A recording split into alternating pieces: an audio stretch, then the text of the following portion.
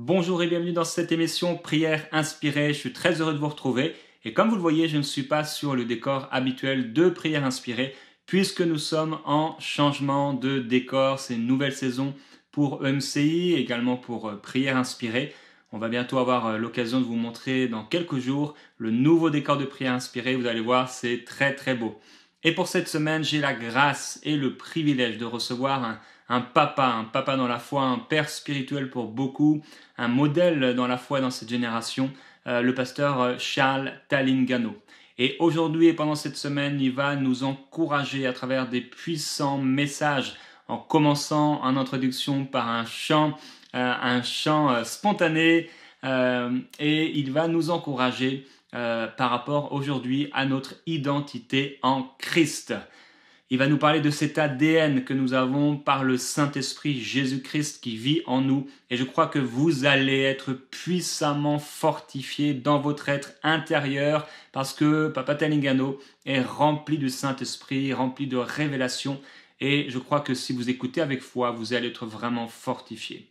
Je crois que pendant cette semaine, beaucoup de personnes qui sont découragées, beaucoup de personnes qui sont fatiguées, lassées spirituellement, vont recevoir à travers la parole de Dieu qui va être proclamée et prêchée, comme vous allez le voir, avec vitalité, avec puissance, avec feu, avec passion, oui, avec le feu du Saint-Esprit. Vous allez être encouragés par la parole de Dieu et par le glorieux Saint-Esprit, le Seigneur Jésus-Christ lui-même, qui est derrière la parole, qui est la parole et qui va la manifester dans votre vie, écarter le mensonge et établir dans votre vie la vérité.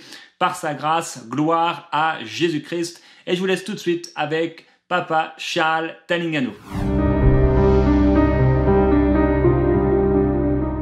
Le grand jour s'est levé, Dieu nous a visités.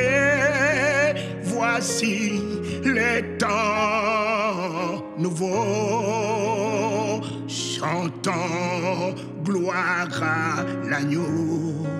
Nous recevons de Christ ce qu'il avait promis. Le Saint-Esprit est là. Oh.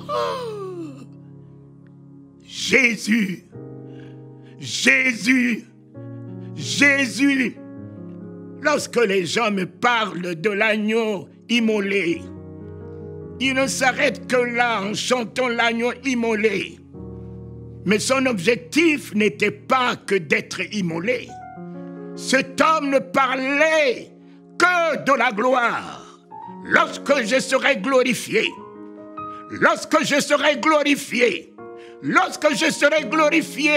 élevez-moi votre vision. Chantez-moi l'agneau glorifié. Immolé, il n'aurait pas pu avoir la souveraineté. Immolé, il était réduit au ridicule, à la médiocrité, mis dans la bassesse sous la terre. Mais lorsqu'il dit « Attendez que je m'en aille », lorsque je m'en serai allé et que je serai glorifié, je recevrai ce que le Père vous a promis. Élevons notre vision. Chantez-moi l'agneau glorifié. Et nous recevrons de lui la gloire de la guérison, la gloire de la liberté, la gloire de la vie, la gloire du bonheur, la gloire de la prospérité et la gloire du Saint-Esprit en toute révélation, pouvoir des miracles et des prodiges. Dieu a créé l'homme en partant d'une poussière, la poussière de la terre. Poussière de la terre insignifiante. C'est dans ce qui est insignifiant qu'il a mis son atout, qu'il a mis son image, qu'il a mis sa gloire, qu'il a mis sa ressemblance. C'est dans ce que le monde appelle vil. C'est dans ce que le monde appelle faible c'est dans ce que le monde appelle rien que Dieu met sa gloire, sa grandeur, sa souveraineté.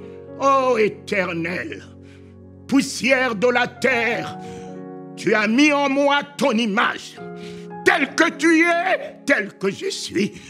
Poussière de la terre, tu as mis en moi ta ressemblance de souveraineté, de Dieu créateur, de Dieu faiseur des miracles, de Dieu qui appelle à l'existence ce qui n'existe pas. En cela, il a élevé les hommes au-dessus de toute sa création. Voilà le point de conflit que nous avons eu avec Satan, Lucifer. Il pensait être le dauphin de Dieu. Il pensait être le partenaire de Dieu. Il pensait être la gloire de Dieu.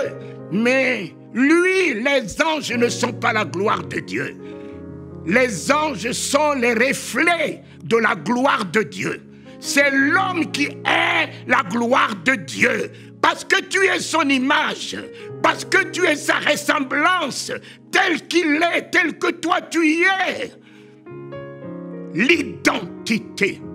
Reprenons notre identité. Lorsqu'il a fini de créer les cieux et la terre, il n'a pas appelé un ange, mais il a appelé Adam. Et il a dit, je fais venir tout ce que j'ai créé vers toi, Adam. Je vais voir si tu découvriras ton identité. Oh! Adam est rentré au-dedans de lui. Adam a découvert l'identité de la divinité qu'il incarne. Il est l'image de Dieu dans la sainteté, l'image de Dieu dans la pureté, l'image de Dieu dans la sagesse, l'image de Dieu, papa, dans la joie, dans la paix, l'image de Dieu dans la perfection, l'image de Dieu dans l'excellence, l'image de Dieu dans la distinction, l'image de Dieu et en même temps la ressemblance de Dieu dans le pouvoir d'établir dans la visibilité ce qui est invisible. Et ce qui a impressionné, je peux dire ça comme ça, Dieu, c'est le langage contraire que Adam a tenu après le péché. Mes amis, le péché n'était pas le fait de manger le fruit. Le péché, c'est la non-maîtrise de la parole de Dieu. Dieu a dit à Adam, le jour où tu mangeras de ce fruit de la connaissance, tu mourras. Le jour où tu mangeras de ce fruit de la connaissance, tu mourras. Mes enfants, la connaissance tue. Mais qui peut avoir le pouvoir de la connaissance? Déjà, toi, tu ne te connais pas. Même l'épouse, la femme que tu vis avec toi, tu ne la connais pas. Les enfants qui sont même sortis de toi, tu ne les connais pas. Mais qui connaît qui? Qui connaît quoi? Voilà, lorsque Satan est allé prendre le fruit de la connaissance, dans ce jardin d'Éden, il y avait deux arbres.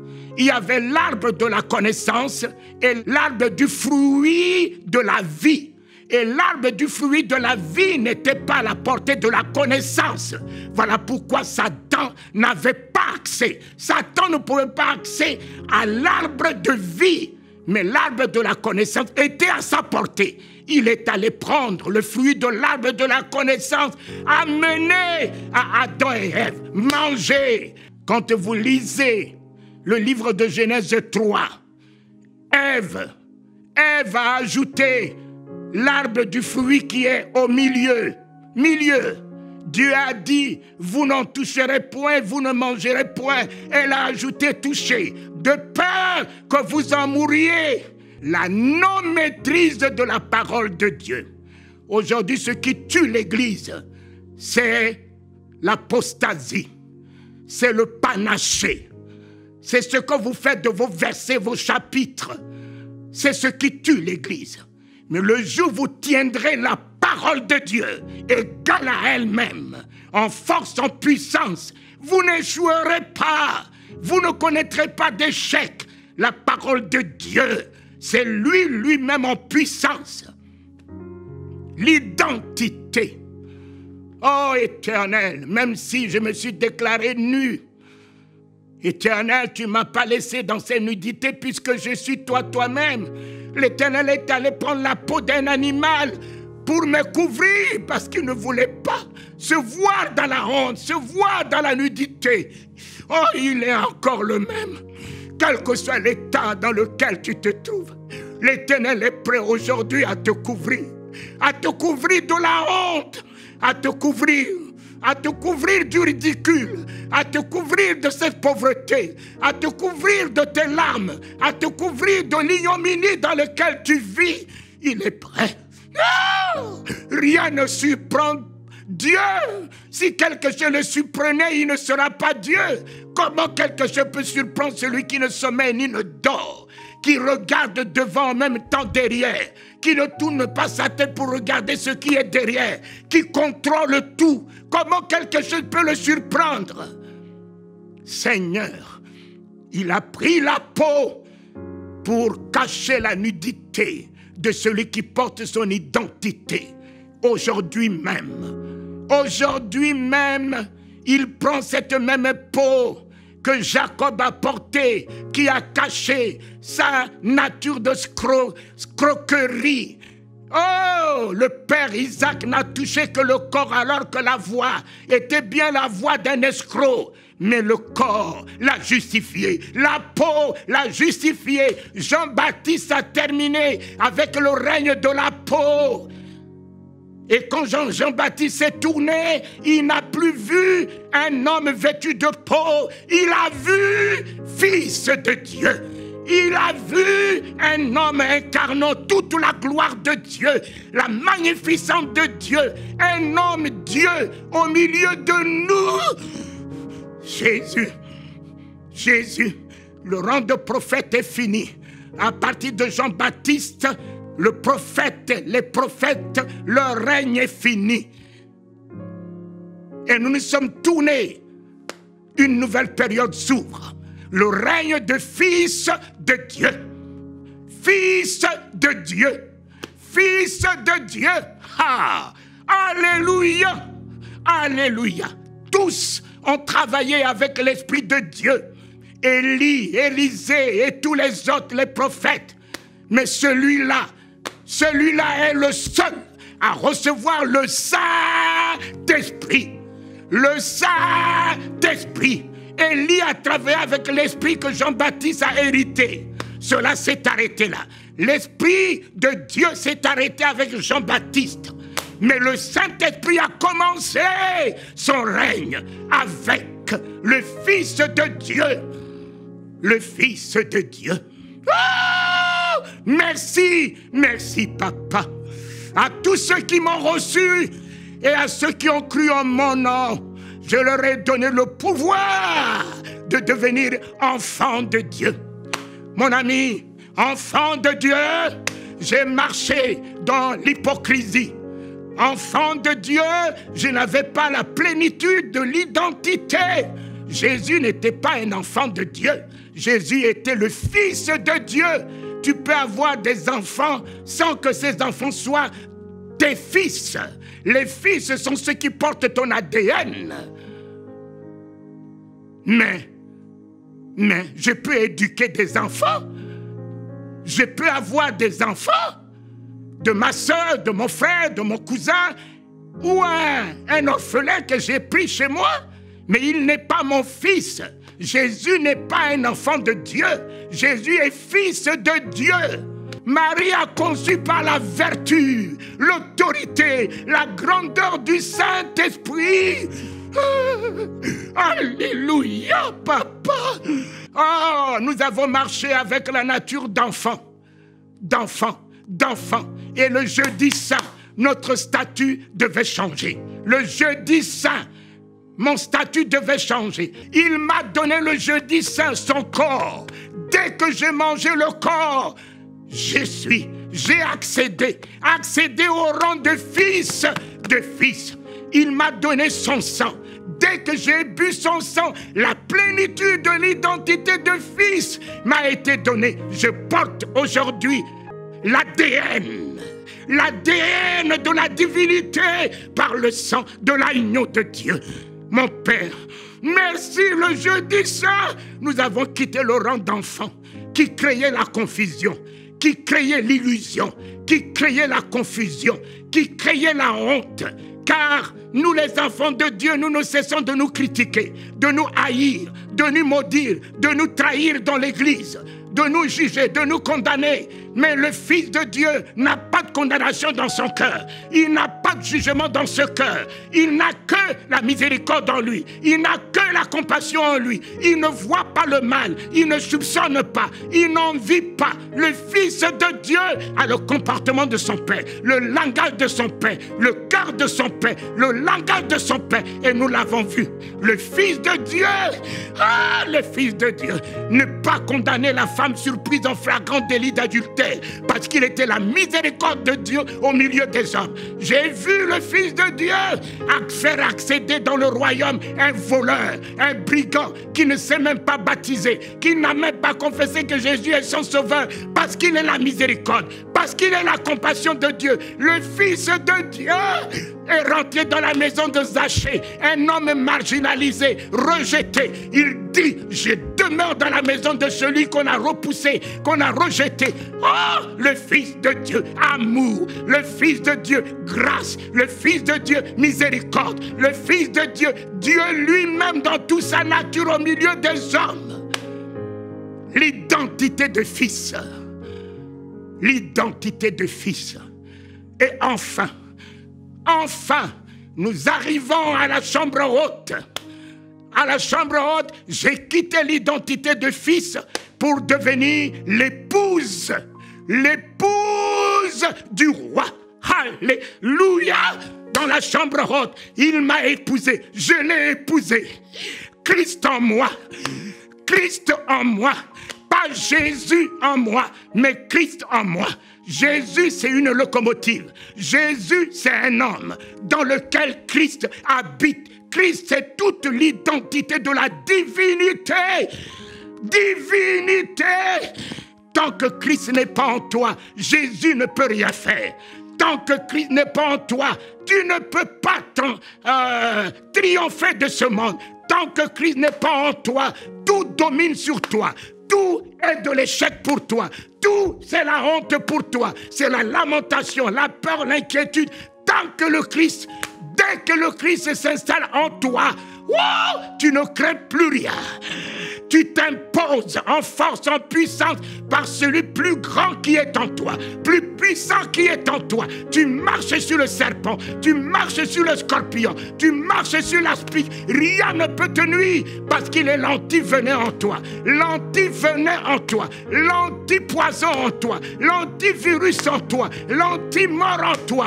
Christ en moi, l'épouse. L'Apocalypse ne parle plus d'enfant. L'Apocalypse ne parle plus de fils. L'Apocalypse ne parle plus de serviteur. L'Apocalypse ne parle pas d'apôtre. L'Apocalypse ne parle pas de prophète. L'Apocalypse parle de l'épouse. Il viendra chercher son épouse.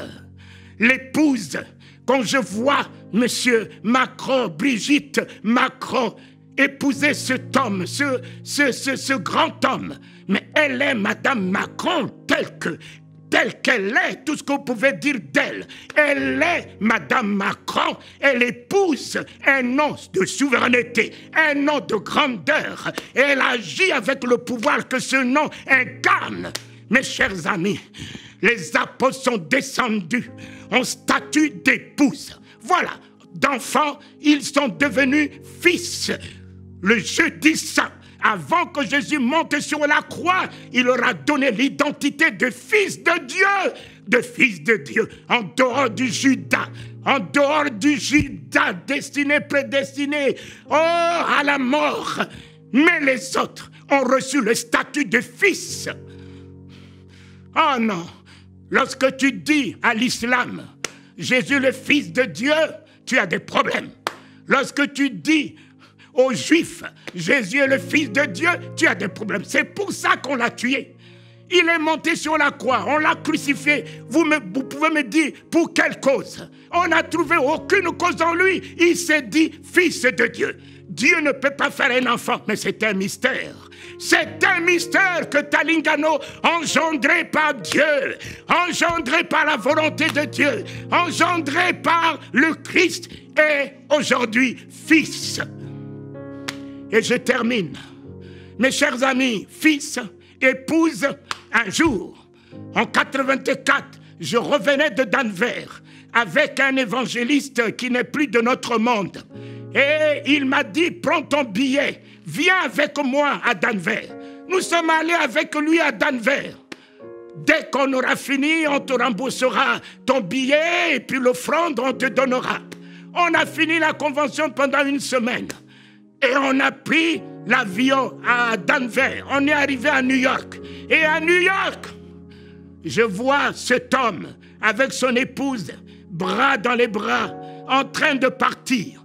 Ils m'ont abandonné à New York. Je ne parlais pas l'anglais. Je ne connaissais personne. Je ne connaissais personne. Je les ai vus en train de m'abandonner et de faire leur correspondance est partie. Mes frères, mes bien-aimés, quelle alliance je suis. Quelle alliance j'ai avec lui. Il ne me délaissera jamais. Il ne m'abandonnera jamais. Mais voici, assis sur ma valise, de 9h jusqu'à 17h, sans eau, sans nourriture. Je ne priais pas, mais j'avais foi dans l'alliance que j'ai avec lui. J'avais foi dans celui qui était venu se révéler à moi. Pourquoi est-il venu lui-même se révéler à moi pour m'abandonner? Jamais, papa.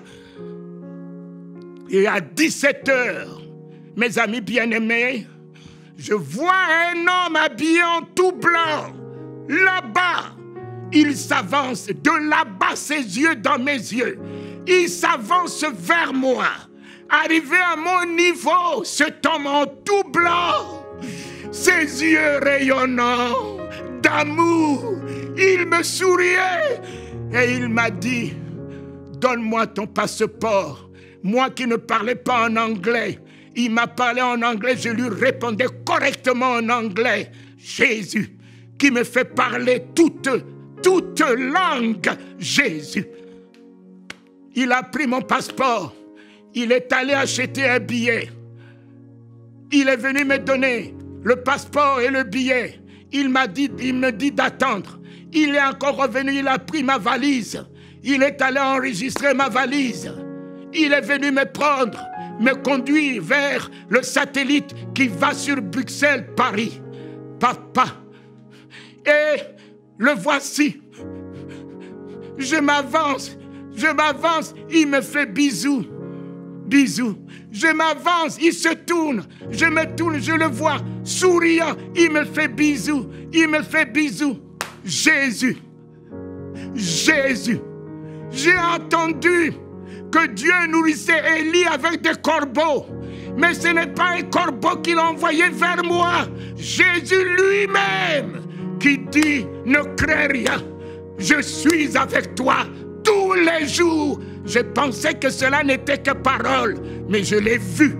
Je l'ai vu venir prendre ma valise, enregistrer ma valise. Jésus me conduire dans le satellite qui allait à Bruxelles. Et puis en ce temps-là, les Centrafricains n'entraient pas à Bruxelles sans visa. Mais tout ça a été réglé par le royaume. Je suis entré en Belgique sans visa, aucun problème. J'ai fait ma correspondance, je suis arrivé à Paris. Je suis allé voir cet homme de Dieu. J'ai dit, toi, tu peux m'abandonner, mais le Christ a une alliance avec moi. Et j'ai une alliance avec lui. Mes enfants, ne cherchez pas la bénédiction. Rentrez dans l'alliance. Et si vous rentrez dans l'alliance, la bénédiction courira derrière vous. Ne cherchez pas à être béni en faisant donner des offrandes pour être béni, faisant ceci pour être béni. Vous êtes déjà béni pour bénir. Donc cherchez à rentrer dans l'alliance. Dieu peut se repentir de sa bénédiction, mais jamais de son alliance. Ayez l'identité d'épouse du roi des rois. Le ciel vous répondra au niveau de votre désir, du désir de votre cœur. Les écluses des cieux s'ouvriront au désir, au niveau du désir de votre cœur. Tout ce que vous pensez sera, ainsi soit-il, sera accompli. Ta prière sera exaucée avant même que tu dises Amen. Et les miracles t'accompagneront parce que tu es l'épouse. Et les anges camperont autour de toi comme la sécurité campe autour de Brigitte Macron. Voilà, soyez dans l'identité, fils de Dieu, épouse du Seigneur, épouse du roi des rois, époux du Seigneur des seigneurs. Il vous tiendra comme la prunelle de ses yeux. Rien ne pourra vous nuire. Il pourvoira à tous vos besoins. L'Apocalypse ne parle que de l'épouse. Il revient chercher son épouse. Il revient chercher son épouse, son église, irrépréhensible, redoutable, plus que vainqueur. Amen. Je suis l'épouse du Christ, roi des rois. Qu'il en soit ainsi. Je vous bénis. Soyez l'épouse du Seigneur à jamais. Il pourvoira vos besoins. Vous avez la victoire. Amen.